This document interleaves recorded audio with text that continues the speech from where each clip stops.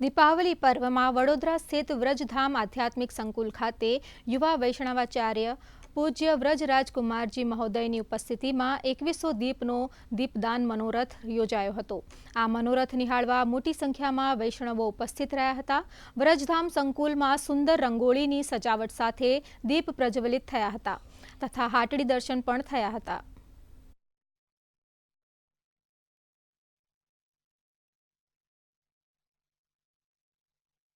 દીપોત્સવના અંદર આપણે બધા જ 5 પ્રકારના દીપોને પ્રગટ કર્યું। પહેલું દીપ એ આનંદનું દીપ છે। આપણે બધા સંકલ્પિત થઈ કે હું સદૈવ આનંદમાં રહું। બીજું ભક્તિનું દીપ, કેટલા પણ ઉતાર ચઢાવ આવે પણ આપણે આપણી ભક્તિ ન છોડીએ।